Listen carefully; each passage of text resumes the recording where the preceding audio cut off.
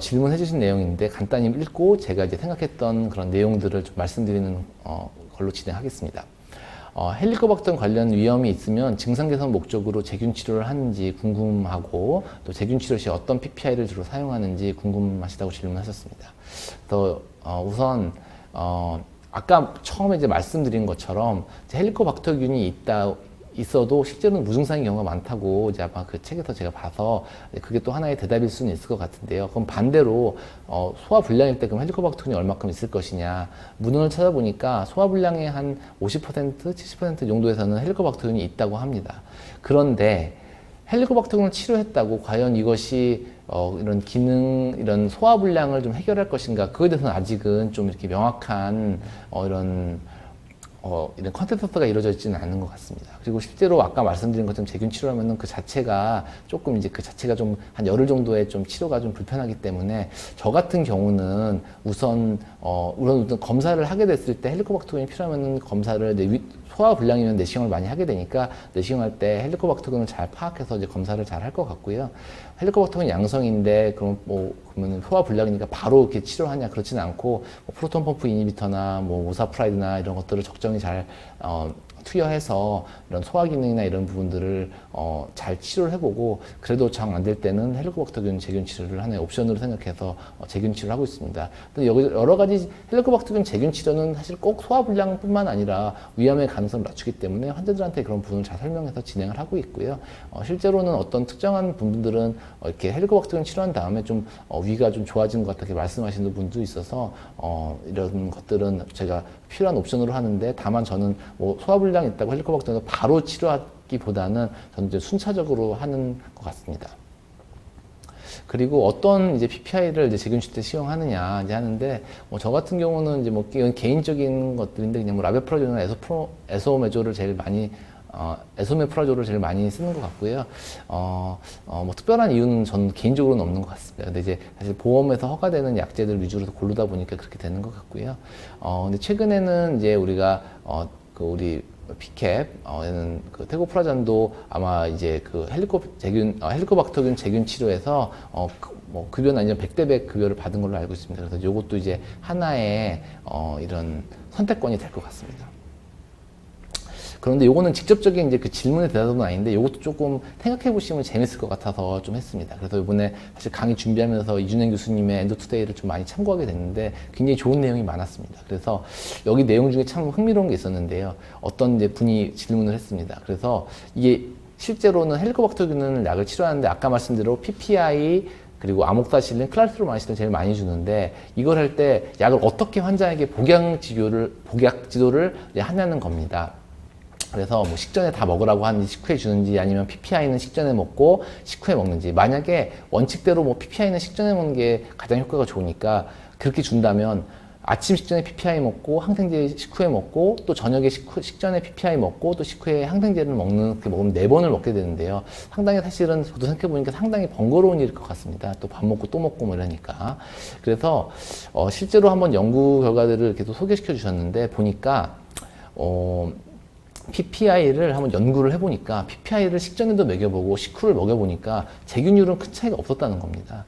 그래서 저도 이 연구 결과에 기반해서 최근에는 환자한테 꼭 원하면은 PPI 식전에 먹어도 되는데 너무 불편해서 차라리 잊을 것 같으면, 항생제를 안 먹을 것 같으면 차라리 그러지 말고 식후에 그냥 다 같이 먹어라, 그렇게 많이 설명을 하고 있습니다. 또한 이제 에디토리얼에서 좀 더 추가한 내용으로는 결국 피캡은 현재 그냥 이런 투여가 식후에도 가능하기 때문에 좀 피캡이 아무래도 좀 더 이렇게 재균 치료할 때 좀 좋은 옵션이 아닐까, 이런 내용도 같이 담아져서 같이 참고하시면 좋을 것 같고요. 그래서 이렇게 항생제를 또 여러 선생님들 이렇게 토의 내용도 있었는데, 이렇게 아마 식후에 먹어도 그렇게 소개시켜주는 교수님들도 굉장히 많으시다고 해서 저도 같이 최근에는 환자에게 원하면은 PPI는 식전에 또 항생제 식후에 이렇게 먹으라고 하고요. 환자가 좀 불편하시면 그냥 식후에 같이 먹으라고 안내를 하고 있습니다. 그리고 또 관련된 내용과서 아무래도 이제 PCAB이 좀 관심이 아무래도 많이 가는데, PCAB이 아무래도 이제 이 헬리코박터균 제균 치료에서 이런 PPI나 PCAB의 그런 가장 기본적인 투여 원인은 이런 위산도를 높이는 걸 겁니다. 그래서 실제로는 그런 이 PCAB이 위산도를 높이는 효과가 굉장히 좋기 때문에 특히 뭐 이렇게 만약에 이런 아까 말씀드린 이런 항생제 내성이 없는 그런 환자들은 뭐 PPI나 뭐 이런 PCAB나 다 비슷한데, 특히 이제 좀 치료가 어려운 이런 환자들에게 있어서는 이제 PCAB를 썼을 때 더 이런 치료 효과가 좋다, 이런 것들이 좀 일부 이런 의견들이 있는 것 같아서 좀 참고하시면 좋을 것 같습니다. 두 번째 질문입니다. NSAID를 복용한 환자에서 위장관 보호를 위해서 PPI 약제가 권고된 걸로 알고 있는데 PPI를 어떻게 이제 사용하는지, 그리고 또 장기간 사용은 어떻게 생각하는지 좀 질문을 하셨습니다. 그래서 우선은 이제 가이드라인을 좀 찾아보니까 뭐 당연한 얘기지만 사실은 NSAID를 NSAID와 연관된 궤양의 치료는 뭐 약제보다는 가장 중요한 거는 NSAID를 오랫동안 사용하지 않는 걸 겁니다. 그래서 사실 저 같은 경우는 NSAID의 장기 사용을 좀 싫어하는 편입니다. 꼭 위장관 증상뿐만 아니라 예를 들면 신장 기능 같은 거를 손상될 수 있기 때문에 저는 사실은 이런 뭐 NSAID를 장기간 투여한 환자들한테는 잘 설득을 해서 가능하면 되게 통증 때문에 먹기 때문에 그 통증에 전문하는 진료과를 가서 뭐 재활의학과가 됐든지 뭐 마취 통증학과 됐든지 그런 데 가서 통증을 좀 비약물적인 치료로 좀 치료를 해라, 그렇게 많이 권고를 하고 가능하면 NSAID를 줄이려고 노력을 하고 있습니다.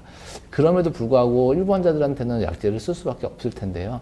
그런 환자들에게서는 당연히 PPI가 뭐 여러 약제 대비해서 가장 뭐 좋은 효과를 보이는 거는 사실인 것 같고, 실제 임상에서도 그렇게 많이 사용되는 것 같습니다.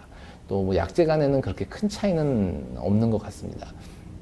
그런데 아무래도 뭐 NSAID 때문에 뭐 PPI를 쓰면 PPI도 또 오래 쓰게 되면 그거에 대한 또 부작용이 있을 텐데요. 뭐 저보다 더 잘 아시겠지만 PPI 너무 많이 쓰면은 그 위산이 좀 억제되는 것과 연관돼서 일부 이런 흡수 장애가 일어나고, 또 위산이라는 게 사실은 우리 몸에서는 이렇게 방어 기전으로 음식물이 들어갈 때 약간 소독하는 그런 부분도 있는데, 그런 것들이 없어져서 위산이 없어져서 균에 더 민감해져서 위장벽에 감염이 증가될 수 있고, 이런 부분들이 있습니다.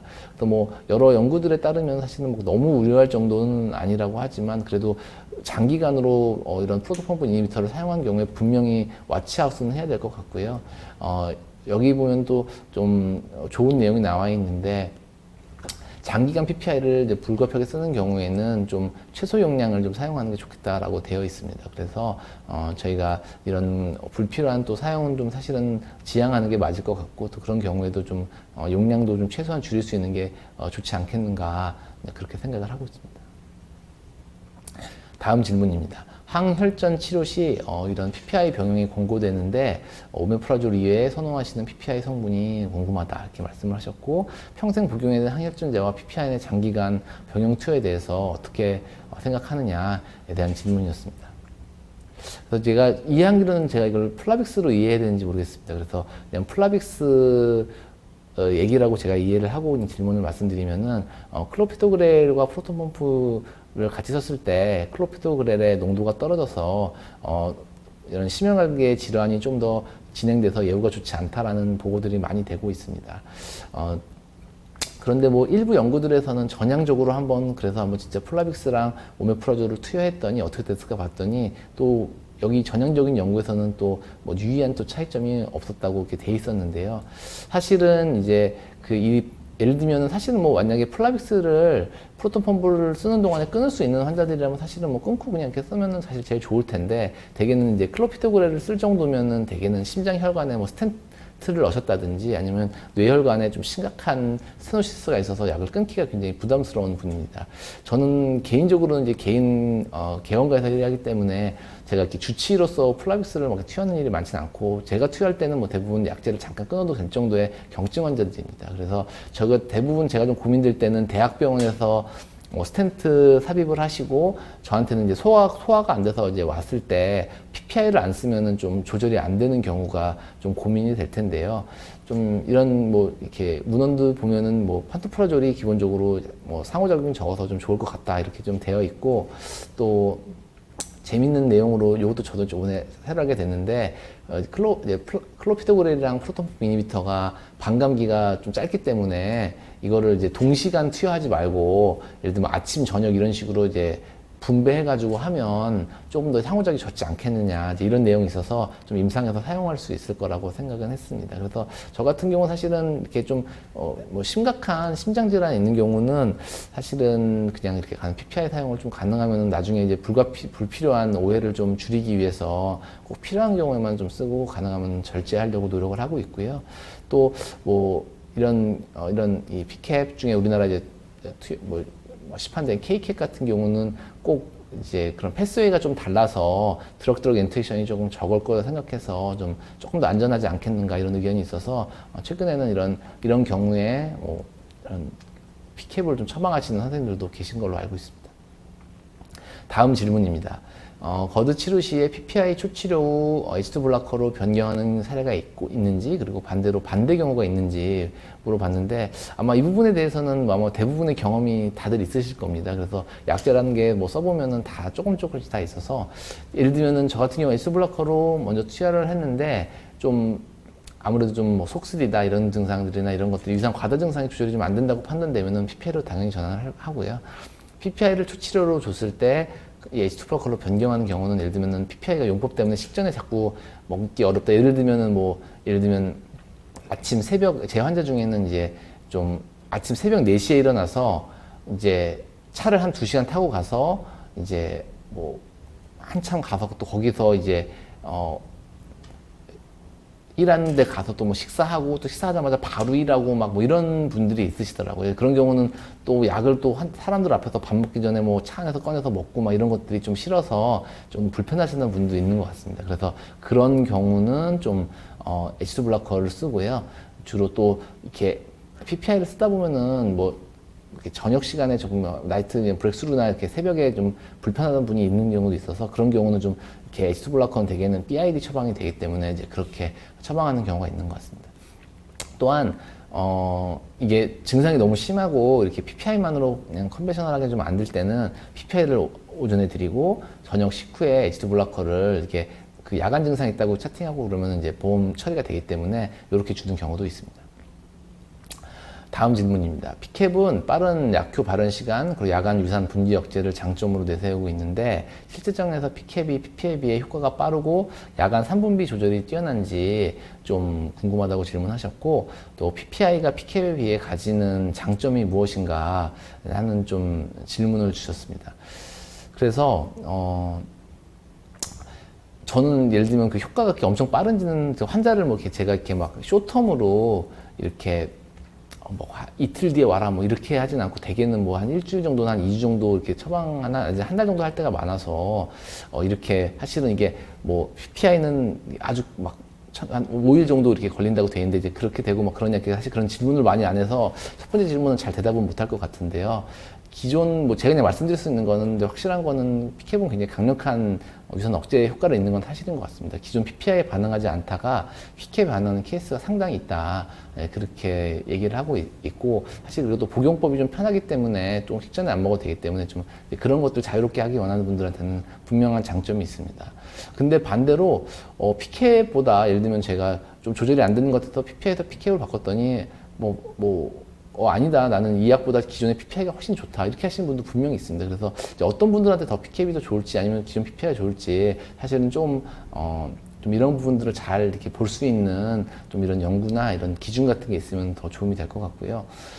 제가 생각했을 때 PPI의 장점은 이제 앞에서도 발표봤지만, 혹시나 이게 제일 이 장기간 이렇게 투여하는 경우에 아까 말씀드린 것처럼 이제 결국 장기 부작용이나 이런 부작용을 막기 위해서는 용량이 좀 저용량인 게 좋은데, P캡이 좀 강력하기 때문에 제 생각에는 좀 이렇게 장기간 투여할 때는 PPI도 굉장히 좋은 장점을 가지고 있지 않나. 그리고 이제 아직은 이제 P캡이 좀 나온 지 얼마 안 돼서 좀 고가니까 여러 가지 좀 코스트 이펙티브하게, 예를 들면 증상이 경미한데 좀 이렇게 좀 우리가 온 디맨드 세라피로 해서 이렇게 투여하는 경우에 매번 그렇게 P캡을 하는 것보다 또 좀 이렇게 적절한 이런 가격 대비 훌륭한 PPI를 사용하는 것도 좋은 옵션이 되지 않을까, 이렇게 생각을 하고 있습니다.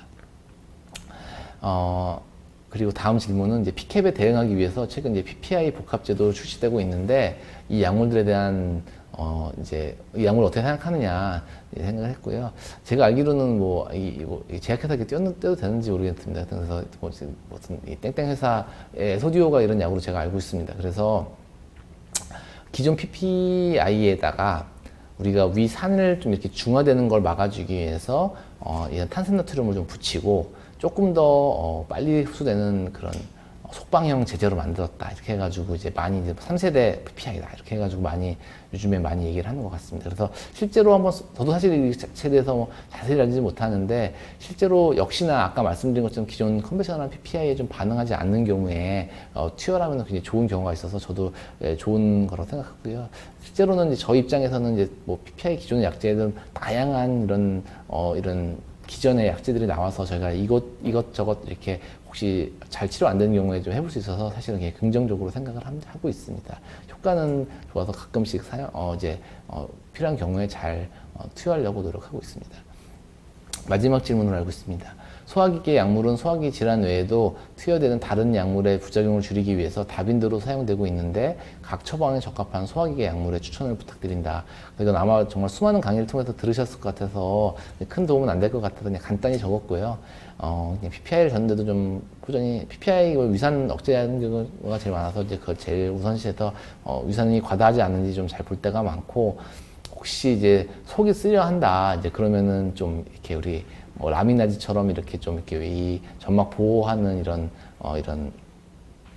혼탁액 의류주의 그런 약제들을 추가할 때가 있고 좀 소화가 안 된다 그럴 때는 이제 우리가 모사프라이드나 내지는 포리부틴 이런 약제들을 해서 위장관 운동제를 적당히 추가를 하고 실제로는 뭐 보면은 좀 소화 안 될 때는 사실은 이제 뭐 신경이 예민해져 있거나 뭐 이렇게 잠을 못 주무시거나 이제 걱정이 있거나 이럴 때도 많으셔서 환자 면담을 해서 이게 좀 안정이 필요하다 이러면은 적절하게 벤조다이아zepine이나 SSRI 같은 것들을 잘 투여하고 있습니다. 이런 것들이 좀 하나의 팁이 될 것 같습니다. 제 이제 마지막 슬라이드고요. 그래서 좀 오늘 또 이렇게 좀 약간 두서없이 이렇게 좀 말씀을 드렸는데 좀 큰 도움이 안 되셨을지도 모르겠다는 걱정이 듭니다. 하지만 좀 이렇게 제가 오늘 이제 두 가지 말씀을 좀 드린 거는 이제 제가 임상에서 사실은 이렇게 소화기내과로 일하면서 좀 이렇게 헬리코박터 내용들을 정리한 내용들이 저한테 좀 도움이 돼서 혹시 선생님들이 만나는 원장님들께서도 좀 도움이 되지 않을까 생각을 해서 좀 준비를 했고요. 또 뭐 오늘 이렇게 좀 화면상으로 만나기 때문에 저게 실시간으로 이렇게 응답할 수는 없지만 혹시나 뭐 궁금하신 사항이나 좀 하실 사항이 있으면은 또 이렇게 저희 연락을 통해서 하시면은 제가 아는 것 안에서 잘 말씀드리도록 하겠습니다. 아직 좀 코로나 사태가 끝나지 않아서 많은 좀 직원분들도 뭐 여러 가지 고생이 많으실 것 같습니다. 제일 중요한 건 건강이니까 건강 잘 챙기시고 또 우리 아는 날에 또 건강한 모습으로 다시 뵙기를 기대하겠습니다. 감사합니다.